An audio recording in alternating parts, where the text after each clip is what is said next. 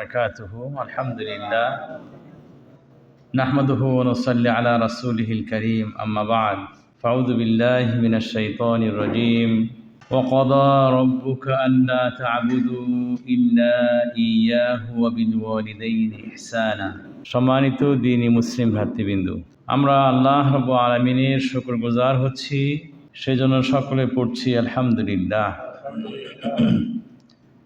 আমাদের প্রিয় রাসূলের প্রতি শত কোটি দরুদ ও সালাম সাল্লাল্লাহু আলাইহি ওয়াসাল্লাম। সম্মানিত ভাইয়েরা আমার, আমরা আকীদা সম্পর্কে আলোচনা করেছিলাম, তাই না? তাওহীদ যাই হোক ভাইয়েরা, আজকে গত আলোচনা ছিল তাওহীদের গুরুত্ব। তাওহীদের গুরুত্ব। আজকে যেটা বিষয় সেটা হচ্ছে আকীদা এবং বিশ্বাস। আকীদা বা বিশ্বাস, এভাবে বলতে পারেন আপনি, আকীদা বা বিশ্বাস। তো মুসলিমদের আকীদা এবং বিশ্বাস এটা কোথায় থেকে গ্রহণ করতে হবে, এর উৎস কি? কোরআন এবং মাশাআল্লাহ তাবারাকাল, আর সেগুলো থেকে। মাশাআল্লাহ শোনেন, এক নম্বর বিষয় হচ্ছে আপনাদের লিখতে হবে, আমি যেভাবে বলব সেভাবে লিখতে হবে আপনাদের। মুসলিমদের আকীদা এবং বিশ্বাস গ্রহণ করতে হবে শুধুমাত্র দিয়ে লিখবেন আন-নাকলুস সাহি, আন-নাকল আস-সাহি, এটা আপনাকে শিখতে হবে। আন-নাকল আস-সাহি,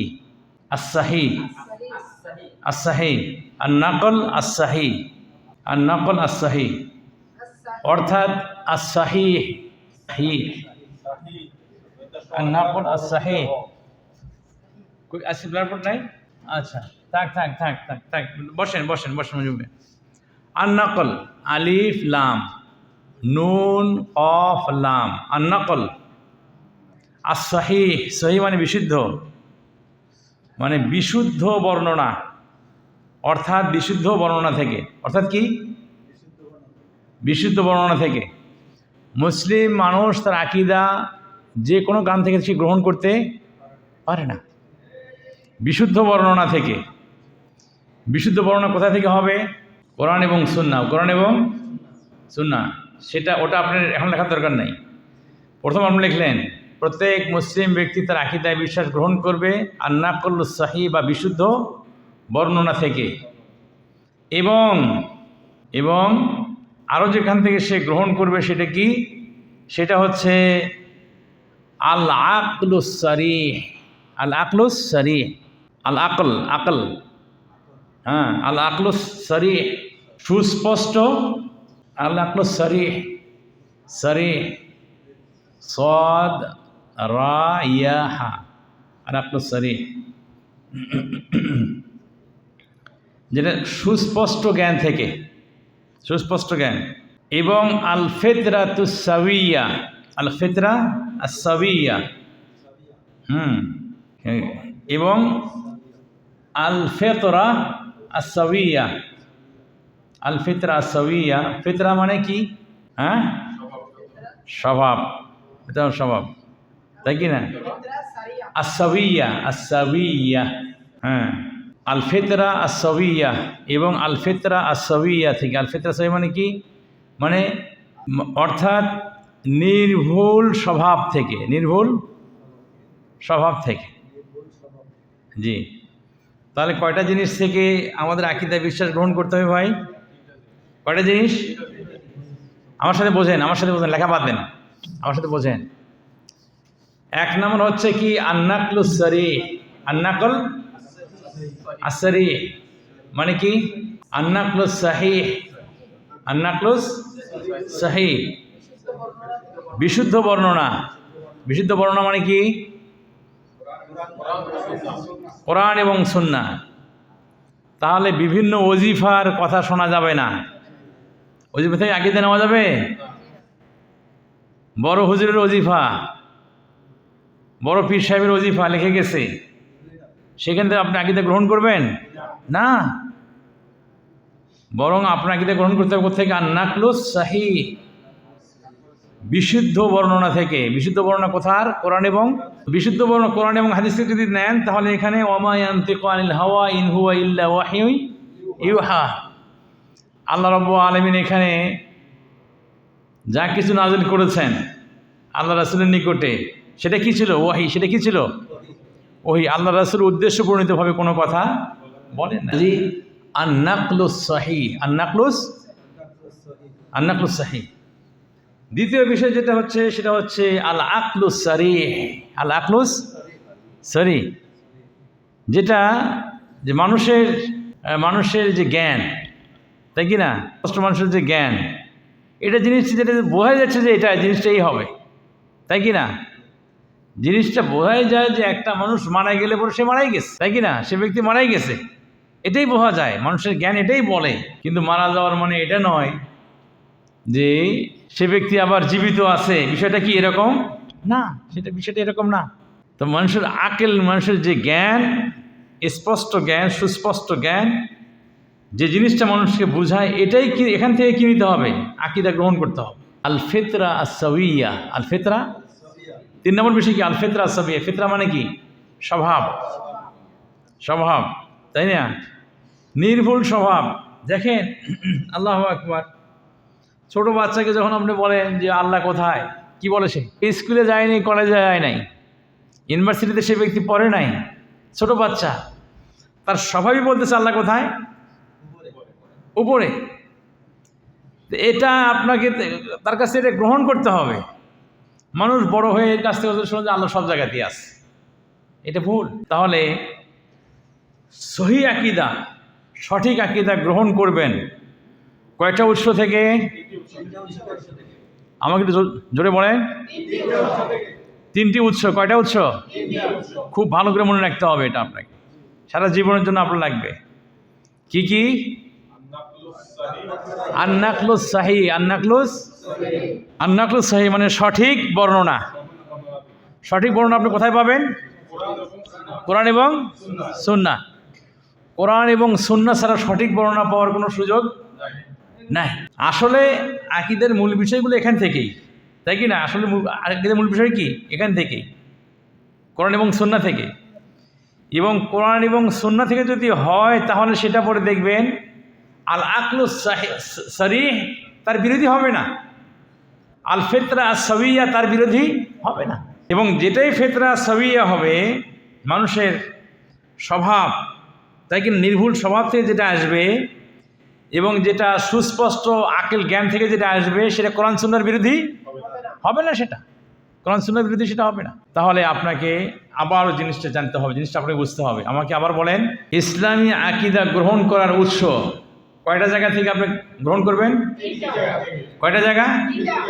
কি কি?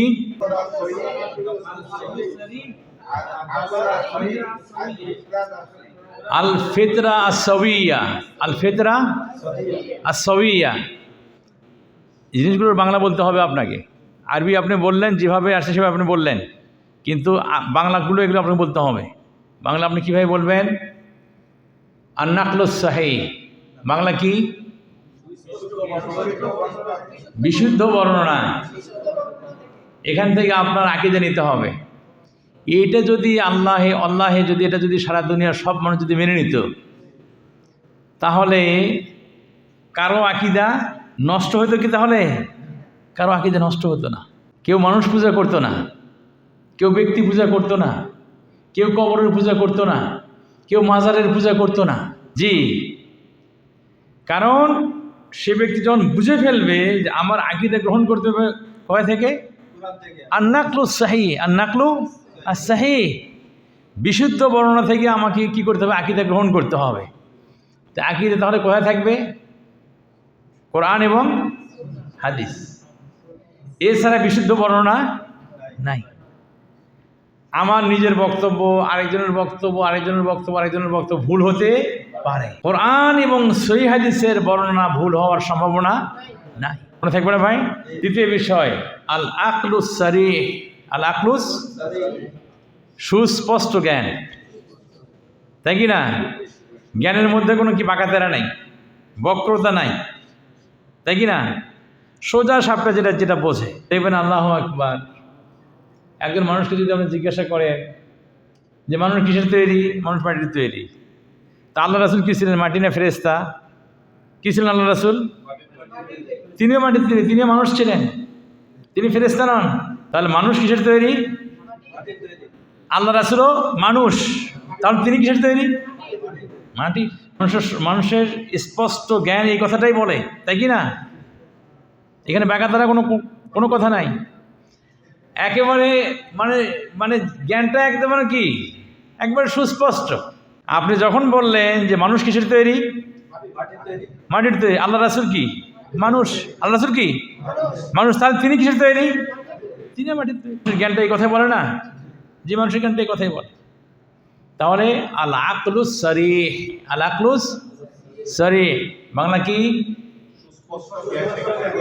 সুস্পষ্ট জ্ঞান। স্পষ্ট জ্ঞান যেটা মানুষকে বলে, এইখান থেকে আকীদা নিতে হবে। যেমন আমরা বললাম যে সুস্পষ্ট জ্ঞান বলে আল্লাহ রাসূল সাল্লাল্লাহু আলাইহি ওয়াসাল্লাম কিসের তৈরি? মাটির তৈরি। কারণ কি? কারণ হচ্ছে যে মানুষ কিসের তৈরি? আল্লাহ রাসূল কি ছিলেন? মানুষ ছিলেন, তাহলে তিনি কিসের তৈরি? তিনি মাটির। বুঝতে পারছেন না ভাই? আচ্ছা, এরপরে তৃতীয় বিষয় কি? আল ফিতরা। আল ফিতরা সাউইয়া, সিন ওয়াও ইয়া গোলতা, সাউইয়া বলতে পারেন অথবা সালিমা বলতে পারেন। সালিমা, সেলিম, সালিমা এটাও বলতে পারেন। আল ফিতরা সালিমা এটাও বলতে পারেন, আল ফিতরা সাউইয়া এটাও বলতে পারেন, তাই কি না? আল ফিতরা সাউইয়া মানে সঠিক স্বভাব, যেটা আঁকা বাঁকা হয় নাই, যেটা নষ্ট হয়নি, যে স্বভাবটা মানুষের কি হয় নাই, নষ্ট হয় নাই। ফিতরা সাবিয়ার উদাহরণটা কি দিলাম আমরা? ছোট বাচ্চা, ছোট বাচ্চাকে জিজ্ঞাসা করেন আল্লাহ কোথায়, কি বলে?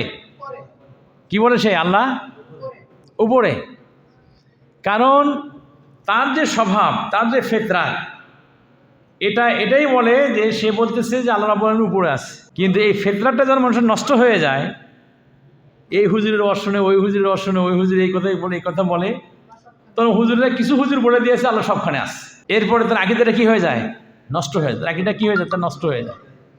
কিন্তু ফিতরা সাউইয়া, ফিতরা সালিমা, যে বাচ্চা স্কুল, কলেজ, হাই স্কুল, বিশ্ববিদ্যালয়ে সে যায় নাই, সেই বাচ্চাকে যখন আপনি জিজ্ঞাসা করলেন, সে বলল কোথায়? আল্লাহ কোথায়?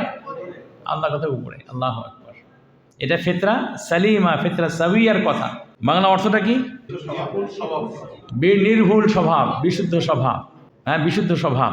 তাহলে আবারও আমরা বলি, আবারও আপনাদেরকে বলি, মুসলিম ব্যক্তি তার আকীদা কোথা থেকে গ্রহণ করবে? কি কি? আন-নাকলুস সাহিহ, আন-নাকলুস সাহিহ, আল-আকলুস সারিহ, আল ফিতরা সাউইয়া।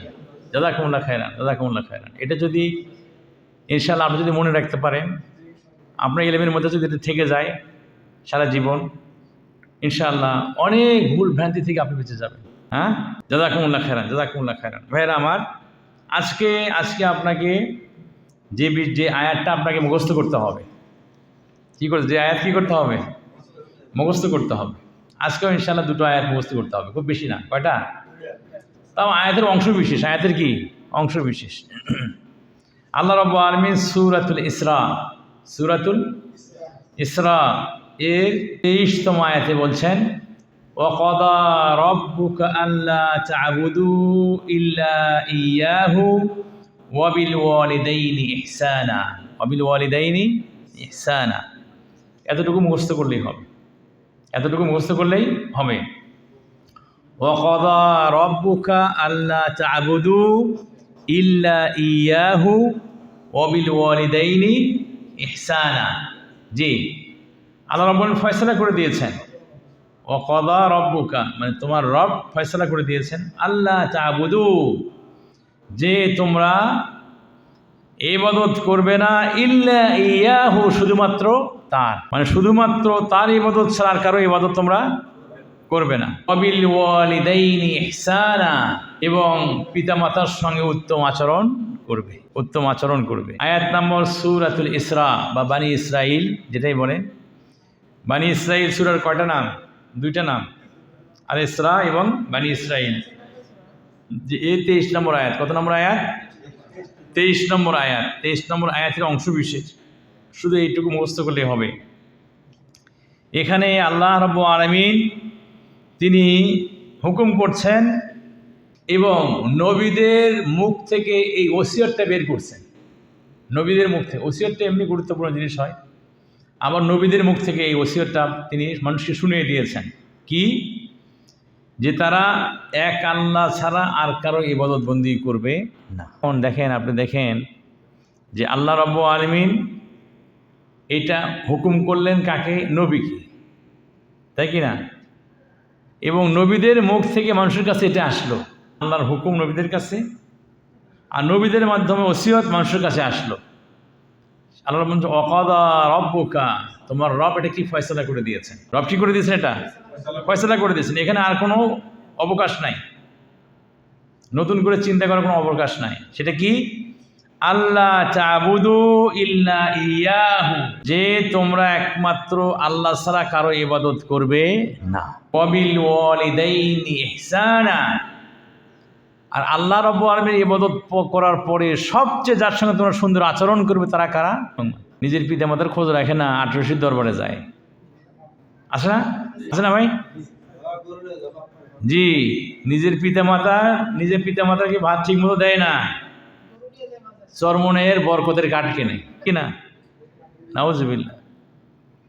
আল্লাহ রাব্বুল আলামিনের ইবাদতের পরে সবচেয়ে যাদের সঙ্গে সুন্দর আচরণ, ভালো ব্যবহার করতে হবে তারা কারা?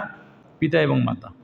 দেখেন আল্লাহ রাব্বুল আলামিনের কালাম, আল্লাহ রাব্বুল আলামিনের কথা, এটা মানুষের সঙ্গে, মানুষের বিবেকের সঙ্গে যায়, মানুষের মনের সঙ্গে যায়। আল্লাহ রাব্বুল আলামিন বান্দাকে সৃষ্টি করেছেন, আল্লাহ রাব্বুল আলামিনের পরেই সবচেয়ে একজন মানুষের প্রতি বেশি অবদান কার? বাবা। স্বাভাবিকভাবেই আল্লাহর ইবাদত করার পরেই যার সঙ্গে মানুষ সবচেয়ে বেশি সুন্দর আচরণ করবে তারা কারা? মা এবং বাবা। জি, তো এই আয়াতটা ইনশাআল্লাহ, এই আয়াতটা আপনাদের এইটুকু মুখস্থ করতে হবে। আরেকটু হচ্ছে সেটা সূরা নিসা এর মধ্যে 36তম আয়াত এর অংশ। সূরা নিসা 36তম আয়াতের কি অংশ? আল্লাহ রাব্বুল আলামিন এখানে বলছেন ওয়া'বুদুল্লাহা ওয়া লা তুশরিকু বিহি শাইআ। আল্লাহ রাব্বুল আলামিন তিনি বলছেন ওয়া'বুদুল্লাহা ওয়া লা তুশরিকু বিহি শাইআ, তোমরা আল্লাহর ইবাদত করো। কার ইবাদত করো? আল্লাহর ইবাদত করো। ওয়া লা তুশরিকু বিহি শাইআ, তার সঙ্গে কাউকে শরীক করো না। আল্লাহু আকবার। প্রিয় ভাইয়ের আমার, এখানে আল্লাহ রাব্বুল হুকুম করছেন কিসের? তাওহীদের। হুকুম করছেন কিসের? তাওহীদের, আল্লাহর একত্ববাদ কায়েম করতে তিনি বলেছেন, এবং সাথে সাথেই আবার একত্ববাদ কায়েম করার সাথে সাথে আল্লাহ নিষেধ করতেছেন তার সঙ্গে শিরিক করা যায়। এখন আপনি যদি বলেন তাওহীদপন্থী মুসলিম আমরা, আল্লাহর একত্ববাদ যখন আপনি মেনে নিয়েছেন, সাথে সাথে শিরিক থেকে আপনাকে বিরত থাকতে হবে। সাথে সাথে শিরিক থেকে কি থাকতে হবে? বিরত থাকতে হবে। শিরিকের সঙ্গে কোনোভাবে আপোষ করা যাবে না। একটার সঙ্গে আরেকটা ওতপ্রোতভাবে জড়িত। যদি আপনি বলেন আমাদের দেশের মানুষ তাওহীদপন্থী মুসলমান, এক আল্লাহর ইবাদত করে, তাহলে মাজার পূজা করা, কবর পূজা করা, পীর পূজা করা যাবে না। ইবাদত করতে হবে কার? আল্লাহর। ওয়া'বুদুল্লাহ, তোমরা একমাত্র কার ইবাদত করো? আল্লাহর। ওয়া লা তুশরিকু বিহি শাইআ, তার সঙ্গে তোমরা কাউকে শরীক করো না, কাউকে না। নবী রাসূলকে আল্লাহর সঙ্গে শরীক করা যাবে না। আল্লাহ রাব্বুল আলামিন গায়েব জানেন, কোন নবী গায়েব জানে এই কথা বিশ্বাস করা যাবে না। আল্লাহ রাব্বুল আলামিন গায়েব জানেন, কোন পীর, কোন আলেম, কোন মাওলানা সাহেব, কোন মুফাসসির, কোন বুজুর্গ সে গায়েব জানে না। এটা আপনার আকীদার মধ্যে থাকতে হবে। যেহেতু আল্লাহ রাব্বুল আলামিন ইবাদত করলেন, কাজী আল্লাহ রাব্বুল আলামিনের সঙ্গে কাউকে শরীক করা যায়। জি, সেটা ইনশাআল্লাহ তাওহীদের কত প্রকার সেটা ইনশাআল্লাহ আমরা পরে বলবো। তাওহীদের কত প্রকার সেটা ইনশাআল্লাহ পরে বলবো, আজকে হঠাৎ করে বললে হবে না। কিন্তু এখানে আপনাকে মনে রাখতে হবে ওয়া'বুদুল্লাহা ওয়া লা তুশরিকু বিহি শাইআ, তোমরা ইবাদত করো একমাত্র কার? আল্লাহ। তার সঙ্গে কার সঙ্গে? আল্লাহর সঙ্গে কাউকে তোমরা কাউকে শরীক করা যাবে না। কোন নবী রাসূলকে না, কোনো আলেম ওলামা ইকরাম পীর, তাই কি না, কোনো মাজার, কোনো পাথর, কোনো গাছ, কোনো জীব জন্তু, কোনো কিছুকে আল্লাহর সঙ্গে শরীক করা যাবে না। জাযাকুমুল্লাহ খায়রান, জাযাকুমুল্লাহ খায়রান। আমরা ইনশাআল্লাহ আজকে এতটুকুই পড়া দিলাম আপনাদেরকে। ইনশাআল্লাহ আশা করব ইনশাআল্লাহ আগামী দিন আজকে যেরকম সবাই মুখস্থ করে আসছেন, আগামী দিনেও ইনশাআল্লাহ মুখস্থ করে আসবেন। কি ঠিক আছে ভাইরা? মনে থাকবে ইনশাআল্লাহ। ইনশাআল্লাহ। আল্লাহ